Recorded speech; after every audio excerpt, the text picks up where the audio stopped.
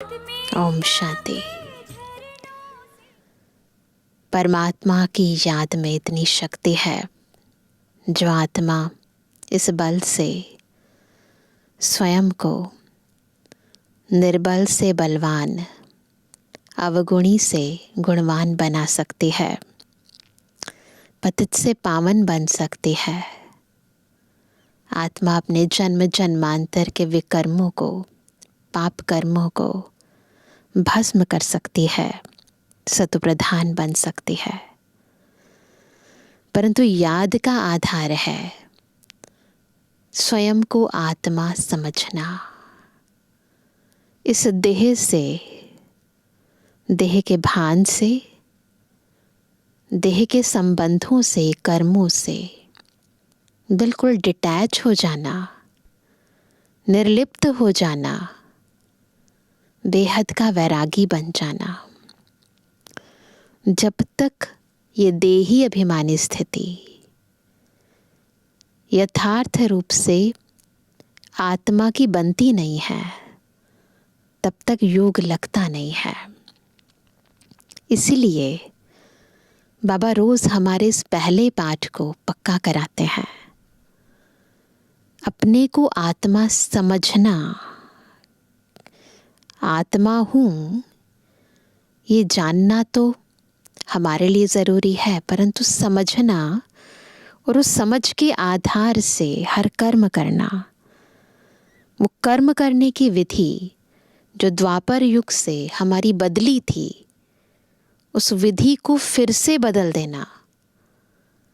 जो देह को समझकर कर्म करने का अभ्यास हो गया था, उस अभ्यास को बदल देना, ये आत्मा के लिए चैलेंज हो जाता है। क्योंकि इसी को बुद्धि में रखकर यदि हम कर्म करते हैं, आत्मा समझकर कर्म करते हैं, तब ही आत्मा को जन्म जन्मांतर के लिए सुख, शांति, समृद्धि, सर्व प्राप्तियां मिलती हैं। इसलिए आज भी बाबा मुरली में हमें बार बार ईश्वरीय श्रीमत को पूर्ण रीति धारण करने की ओर, देही अभिमानी स्थिति की ओर बढ़ने के लिए श्रीमत दे रहे हैं, डायरेक्शन दे रहे हैं। सुनते हैं बाबा के मधुर महावाक्य। आज है 27 तारीख, 27 सितंबर 2024। बाबा के महावाक्य हैं, मीठे बच्चे, याद की मेहनत तुम सबको करनी है। तुम अपने को आत्मा समझ मुझ बाप को याद करो, तो मैं तुम्हें सब पापों से मुक्त कर दूंगा। बस क्या करना है? अपने को आत्मा समझकर बाबा को याद करना है। प्रश्न है, सर्व की सद्गति का स्थान कौन सा है? सबको पता है? जिसके महत्व का सारी दुनिया को पता चलेगा। हमें तो पता है ना? दुनिया को धीरे धीरे पता चल रहा है। उत्तर है, आबू भूमि है सबकी सद्गति का स्थान। है ना? सब कहाँ बैठे हैं? है ना? कुछ लोग स्थूल रूप में आबू में बैठे हैं और कुछ सूक्ष्म रूप में आबू में बैठे हैं। कहते हैं ना, सब कौन है? मधुबन निवासी है। तुम ब्रह्मा कुमारी के सामने ब्रैकेट में लिख सकते हो क्या? यह सर्वोत्तम तीर्थ स्थान है। सारी दुनिया की सद्गति यहाँ से होनी है।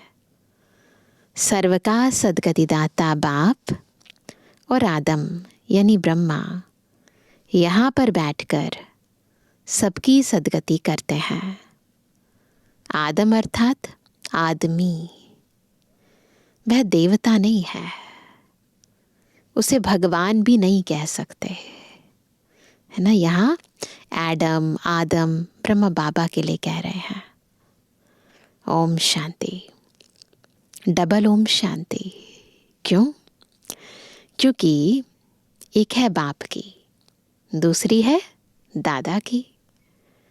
दोनों की आत्मा है ना, दो आत्माएं तो डबल होगी ना। वह है परमात्मा, यह है आत्मा। वह भी लक्ष्य बतलाते हैं कि हम परम धाम के रहवासी हैं। दोनों ऐसे कहते हैं। बाप भी कहते हैं ओम शांति, यह भी कहते हैं ओम शांति। बच्चे भी कहते हैं ओम शांति। अर्थात हम आत्मा शांति धाम की निवासी हैं। यहाँ अलग अलग होकर बैठना है, अंग से अंग नहीं मिलना चाहिए। वाइब्रेशंस जो है ना, एक दूसरे के पास नहीं जानी चाहिए, क्योंकि हर एक की अवस्था में, युग में रात दिन का फर्क है।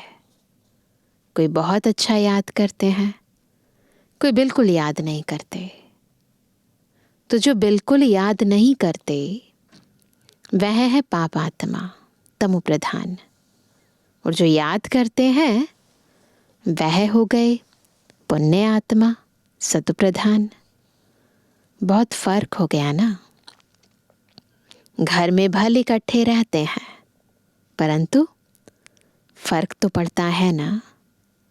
इसलिए ही तो भागवत में आसुरी नाम गाए हुए हैं। इस समय की ही बात है। बाप बैठ बच्चों को समझाते हैं।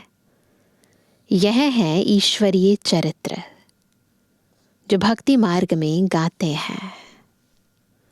सतयुग में तो कुछ भी याद नहीं रहेगा, सब भूल जाएंगे। भक्ति मार्ग की बातें भी, ज्ञान मार्ग की बातें भी।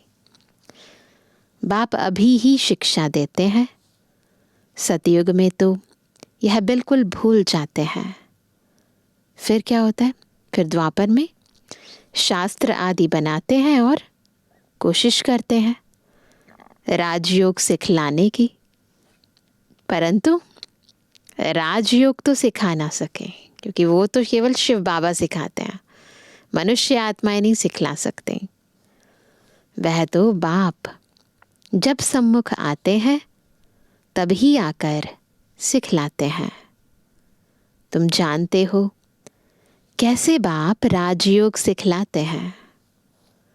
फिर 5000 वर्ष बाद आकर ऐसे ही कहेंगे, मीठे मीठे रूहानी बच्चों, ऐसे कभी भी कोई मनुष्य को कह ना सके। सुना है कभी कोई किसी को कहता हो मीठे मीठे रूहानी बच्चे, इतने प्यार से? और रोज रोज न देवताएं देवताओं को कह सकते हैं, है ना? ऐसे इतने प्यार से कोई मीठे मीठे रूहानी बच्चे कोई किसी को नहीं कह सकते। एक रूहानी बाप ही रूहानी बच्चों को कहते हैं। एक बार पाठ बजाया, फिर 5000 वर्ष के बाद पाठ बजाएंगे, क्योंकि फिर तुम सीढ़ी उतरते हो ना। तुम्हारी बुद्धि में अब आदि मध्य अंत का राज है। जानते हो, वह है शांति धाम अथवा परम धाम। हम आत्माएं भिन्न भिन्न धर्म की सब नंबरवार वहाँ रहते हैं। निराकारी दुनिया में जैसे स्टार्स देखते हो ना, कैसे खड़े हैं? कुछ देखने में नहीं आता। ऊपर में कोई चीज नहीं है जिसके साथ चिपके हुए हैं, ऐसा कुछ नहीं है। ब्रह्म तत्व है। यहां तुम धरती पर खड़े हो। यह है कर्म क्षेत्र। यहां आकर शरीर लेकर कर्म करते हैं। बाप ने समझाया है, तुम जब मेरे से वर्षा पाते हो तो 21 जन्म तुम्हारे कर्म अकर्म हो जाते हैं, क्योंकि वहां रावण राज्य ही नहीं होता है। वह है ईश्वरीय राज्य जो अब ईश्वर स्थापन कर रहे हैं। बच्चों को समझाते रहते हैं, शिव बाबा को याद करो तो स्वर्ग के मालिक बनो। स्वर्ग शिव बाबा ने स्थापन किया ना, तो शिव बाबा को और सुखधाम को याद करो। पहले पहले शांति धाम को याद करो तो चक्र भी याद आएगा। शुरू तो ऊपर से ही हुआ ना, शांति धाम को याद करो, फिर धीरे धीरे कैसे हम ऊपर से नीचे आए, सतयुग में, त्रेता में, द्वापर में, कलयुग में, संगम पर आ गए, तो ये चक्र ऑटोमेटिकली याद आएगा। बच्चे भूल जाते हैं, इसलिए घड़ी घड़ी याद कराना पड़ता है। ना भूले तो बाबा बार बार थोड़ा ना याद कराए। बच्चे भूल जाते हैं, इसलिए बाबा रोज रोज कहते हैं मुझे याद करो, शांति धाम को याद करो। हे मीठे मीठे बच्चों, अपने को आत्मा समझो और बाप को याद करो तो तुम्हारे पाप भस्म हो। ये विधि है, आत्मा समझना, आत्मा समझ के बाबा को याद करना, तो पाप भस्म होंगे। प्रतिज्ञा करते हैं तुम याद करेंगे तो पापों से मुक्त करूंगा। बाप ही पतित पावन सर्वशक्तिमान अथॉरिटी है। उनको वर्ल्ड ऑलमाइटी अथॉरिटी कहा जाता है। वह सारी सृष्टि के आदि मध्य अंत को जानते हैं, वेदों शास्त्रों आदि सब को जानते हैं। तब तो कहते हैं इनमें कोई सार नहीं है। गीता में भी कोई सार नहीं है। भल वह सर्वशास्त्रमयी शिरोमणि है। माई बाप, बाकी सब हैं बच्चे।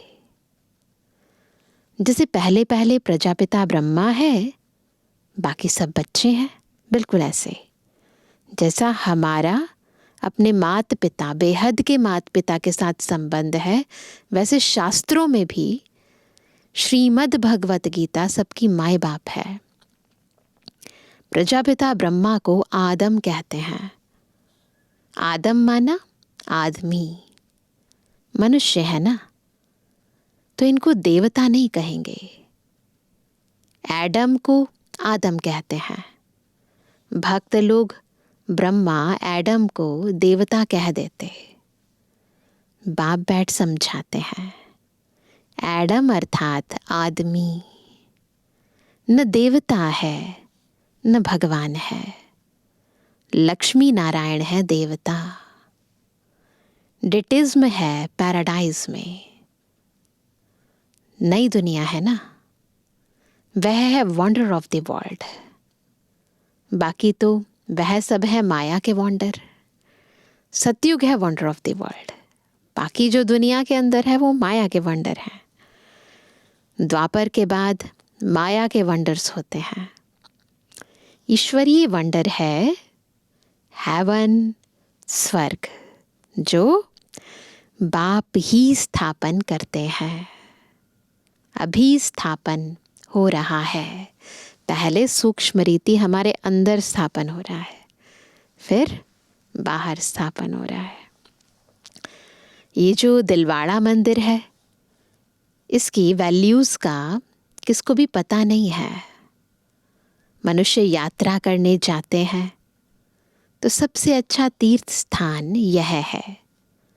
तुम लिखते हो ना, ब्रह्मा कुमारी ईश्वरीय विश्वविद्यालय आबू पर्वत, तो ब्रैकेट में यह भी लिखना चाहिए। क्या ब्रैकेट में लिखना चाहिए? सर्वोत्तम तीर्थ स्थान। क्योंकि तुम जानते हो सर्व की सद्गति यहाँ से होती है। ये कोई जानते नहीं। जैसे सर्वशास्त्रमयी शिरोमणि गीता है, वैसे सर्व तीर्थों में श्रेष्ठ तीर्थ आबू है।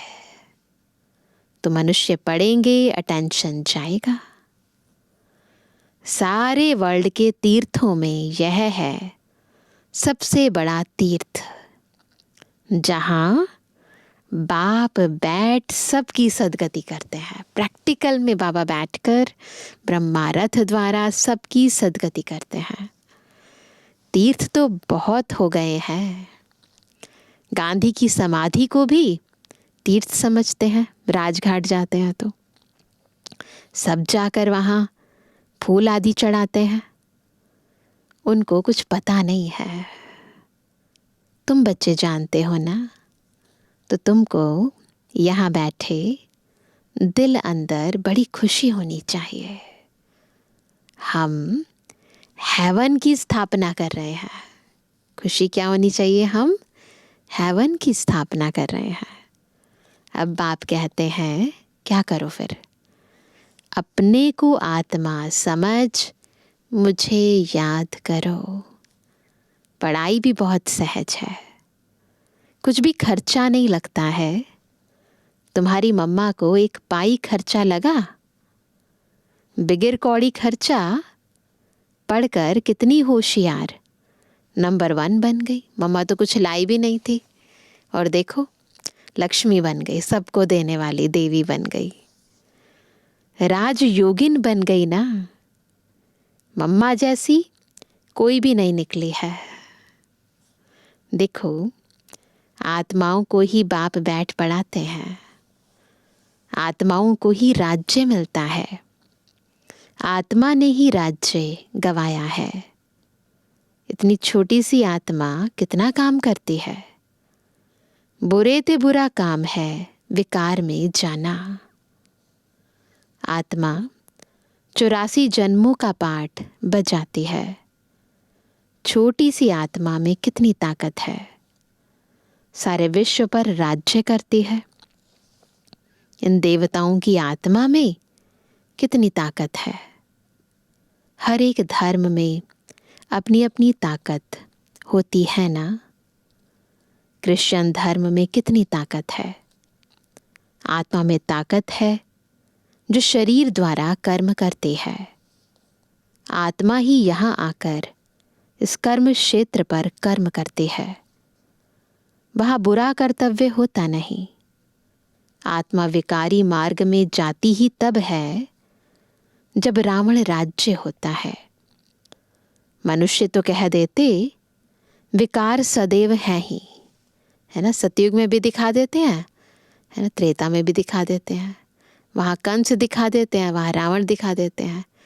तो मनुष्य तो समझते हैं कि विकार तो सदा है और सदा रहेंगे। तुम समझा सकते हो वहाँ रावण राज्य ही नहीं तो विकार हो कैसे सकते।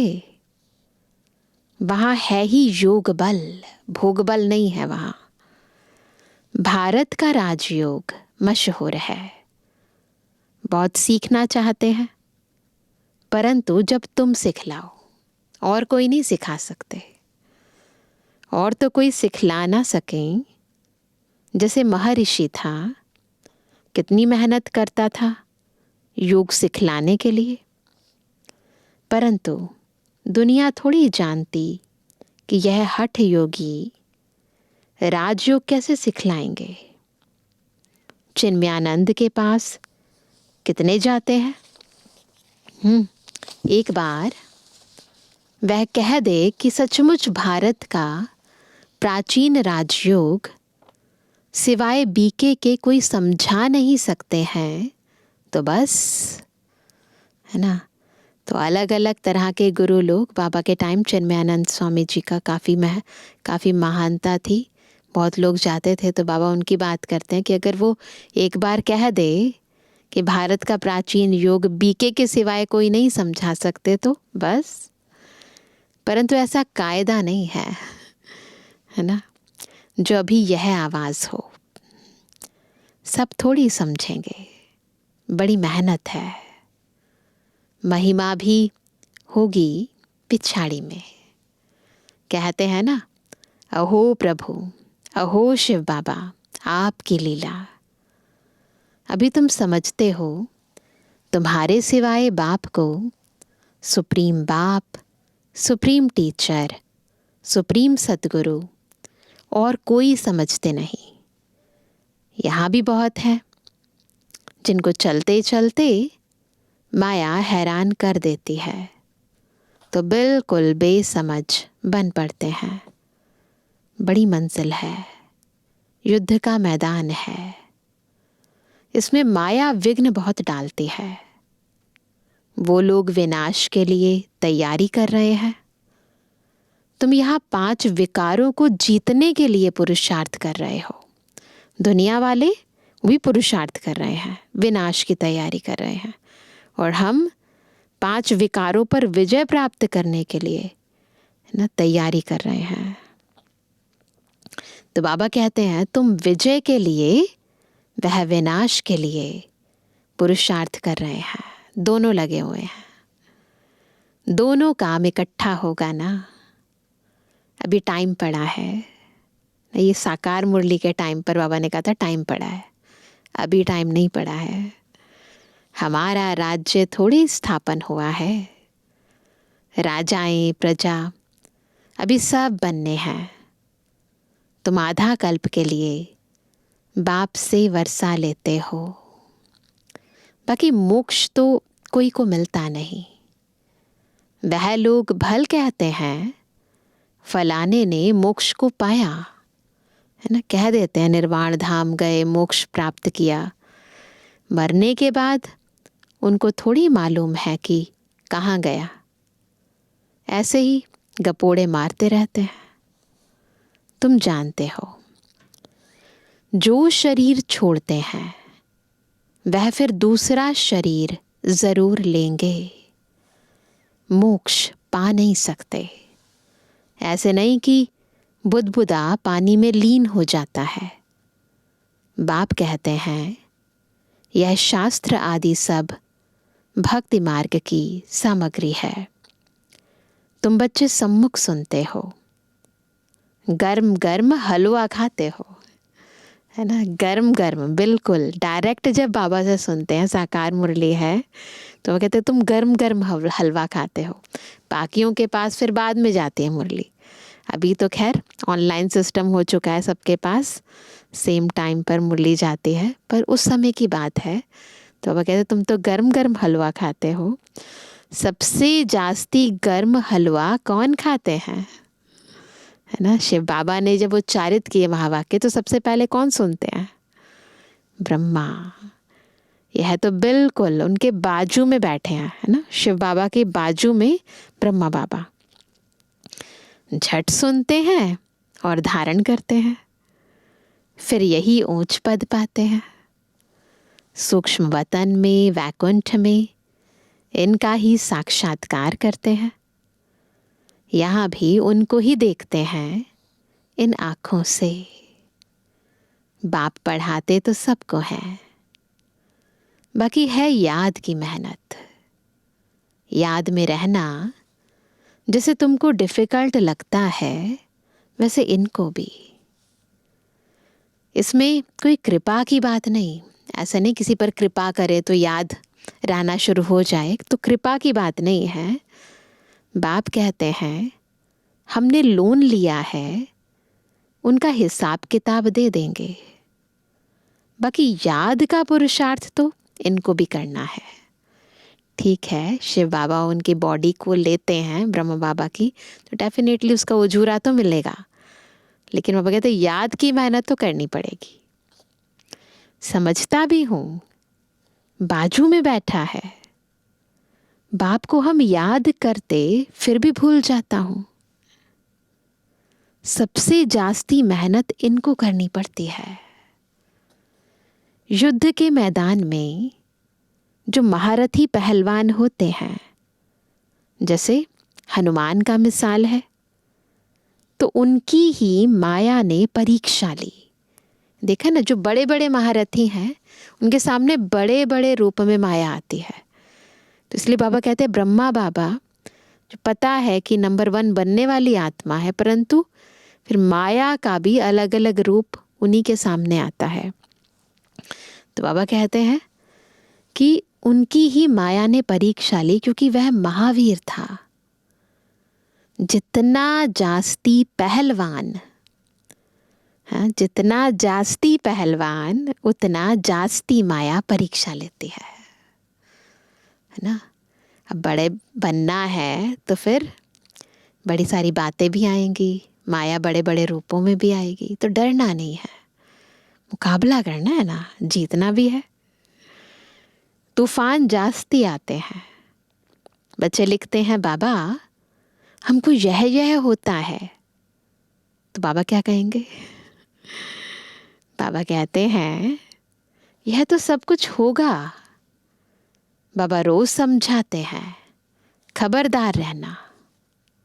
लिखते हैं, बाबा माया बहुत तूफान लाती है। कोई कोई दे अभिमानी होते हैं तो बाबा को बतलाते नहीं है। कुछ भी होना बाबा को स्पष्ट रूप से बतला देना चाहिए, दिल की सारी बातें, तभी तो बाबा इलाज बताएगा ना। तुम अभी बहुत अक्लमंद बनते हो। आत्मा पवित्र होने से फिर शरीर भी पवित्र मिलता है। आत्मा कितना चमत्कारी हो जाती है। पहले तो गरीब ही उठाते हैं। बाप भी गरीब निवाज गाया हुआ है ना, जो कहानी सुनाते हैं ना श्री कृष्ण की और सुदामा की, तो इसी पर है, क्योंकि भगवान गरीबों का है। बाकी तो वो लोग देरी से आएंगे। तुम समझते हो जब तक भाई बहन नहीं बने हैं तो भाई भाई कैसे बनेंगे? पहले ब्रह्मा बाबा के बच्चे बनेंगे, फिर शिव बाबा के बच्चे आत्मा रूप से भाई भाई बनेंगे। तो पहले अभी ब्रह्मा कुमार कुमारी बनेंगे, फिर इस देह को त्याग कर शिव बाबा के बच्चे बनेंगे आत्मा रूप से भाई भाई। तो बाबा कहते हैं, प्रजापिता ब्रह्मा की संतान तो भाई बहन ठहरे ना। फिर बाप समझाते हैं, भाई भाई समझो। यह है पिछाड़ी का संबंध, है ना। संगम पर भाई बहन बीके ब्रह्मा बाबा के बच्चे हैं, ब्रह्मा कुमार कुमारी हैं। फिर जब बाबा की श्रीमत पर पूरा चलकर पूरा सोल कॉन्शियस हो जाएंगे तो प्रैक्टिकल रूप में भाई भाई हो जाएंगे। फिर देह अभिमान टूट जाएगा, फिर देह दिखाई नहीं देगी, मेल है फीमेल है, स्त्री है पुरुष है, नहीं, आत्मा भाई भाई है।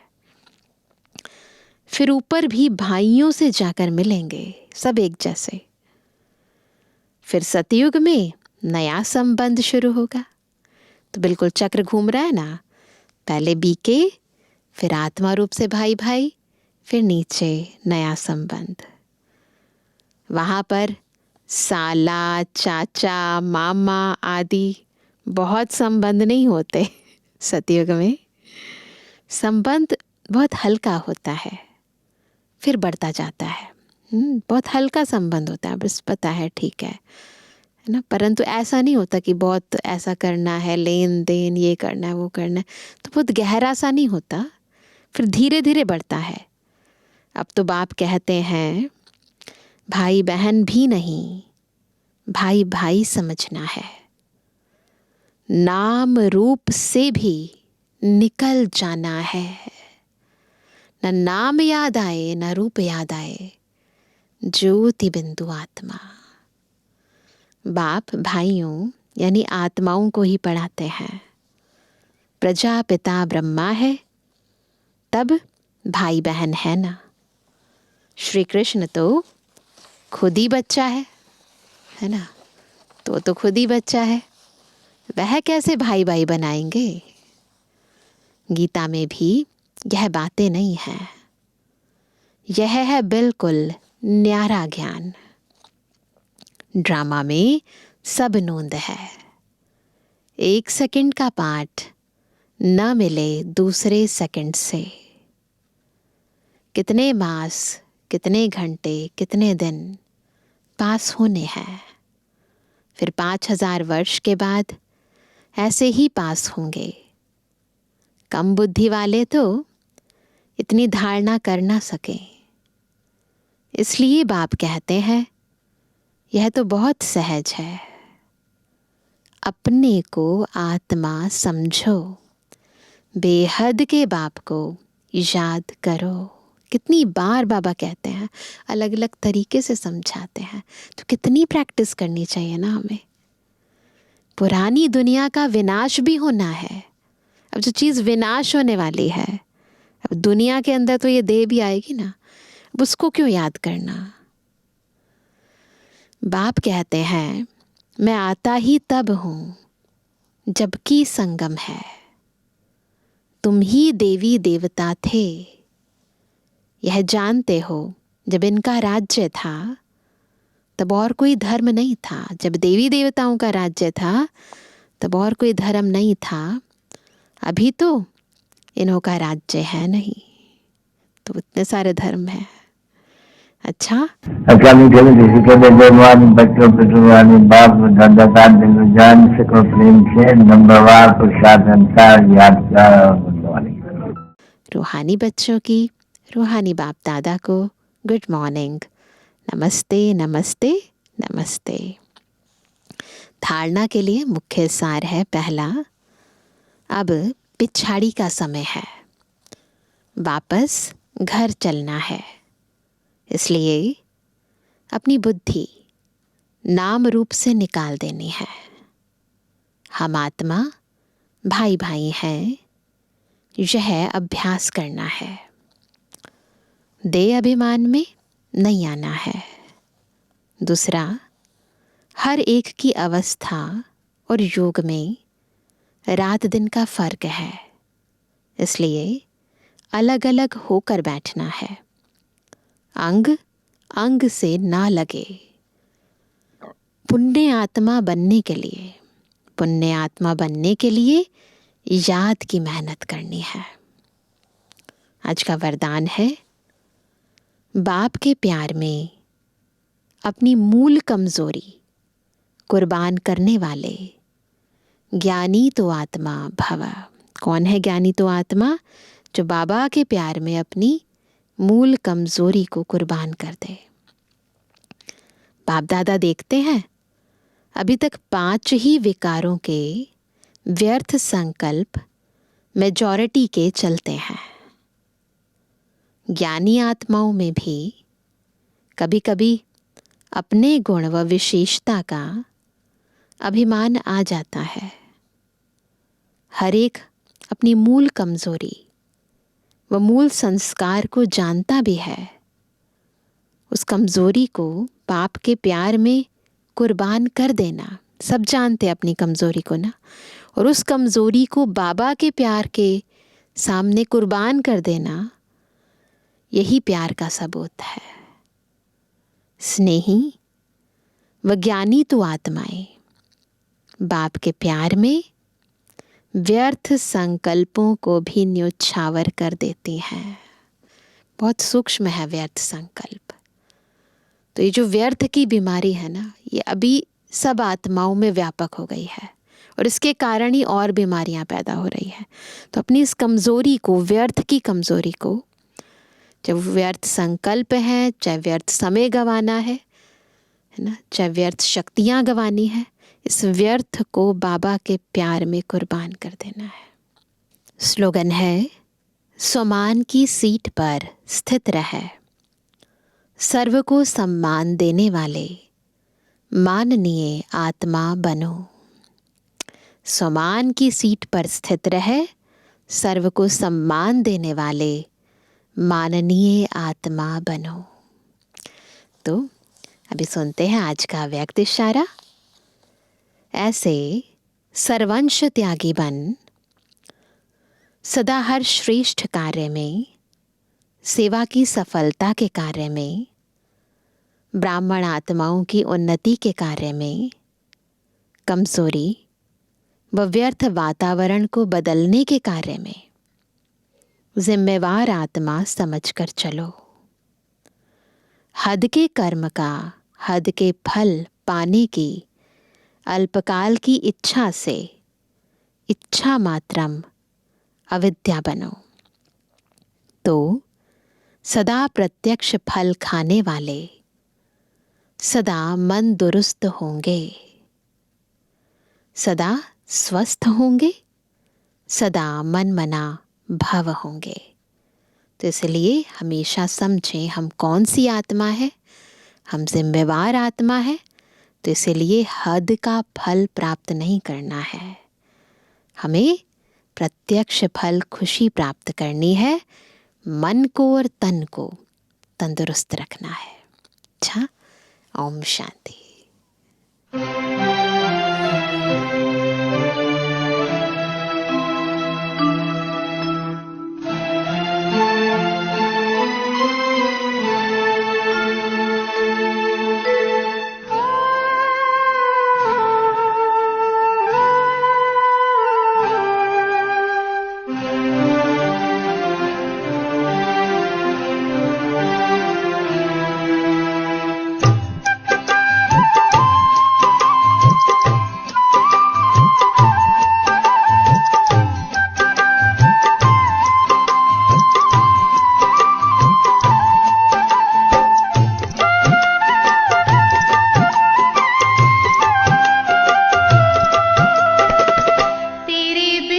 प्यारे बाबा क्या है जिंदगी, जिंदगी हुई अब तो तुमसे हंसी।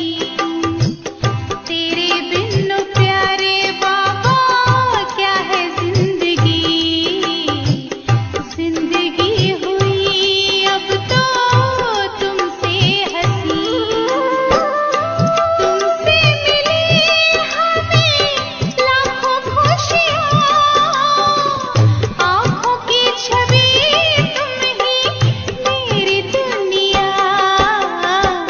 तेरे बिन प्यारे बाबा क्या है जिंदगी, जिंदगी हुई अब तो तुमसे हंसी।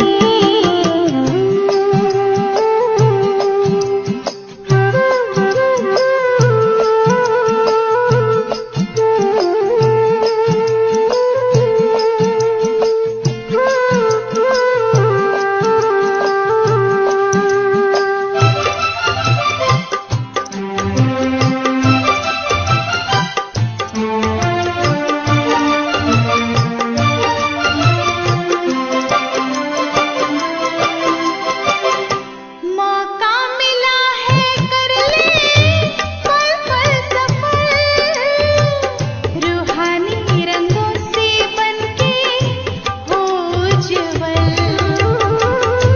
ऐसी यादें आती जब भी तुम्हारी, अंग अंग कर देती प्यार से शीतल। कहती है धड़कन दिल की मेरी, आँखों की छवि तुम ही मेरी दुनिया। तेरे बिन प्यारे बाबा क्या है जिंदगी, जिंदगी हुई अब तो तुमसे हंसी।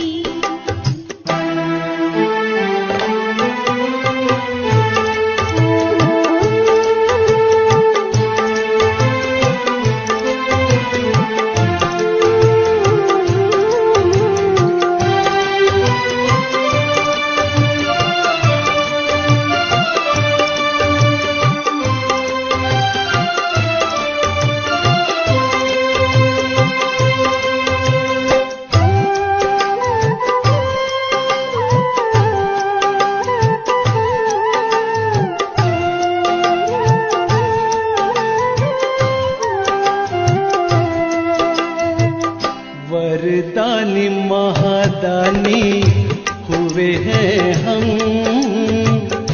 संपत्तिवान बने आपको पाकर। प्रीत की रीत इस दिल में भरी, तेरे प्यार में सदा यूं ही समा कर। तेरी यादों में मिली इतनी खुशी, आँखों की छवि तुम ही मेरी दुनिया। तेरे बिन ओ प्यारे बाबा क्या है जिंदगी, जिंदगी हुई अब तो तुमसे हंसी। तुमसे मिली हमें लाखों खुशियाँ, आँखों की छवि तुम ही मेरी दुनिया। तेरे बिन ओ प्यारे बाबा क्या है जिंदगी, जिंदगी हुई अब तो तुमसे हंसी। तेरे बिन ओ प्यारे बाबा क्या है जिंदगी,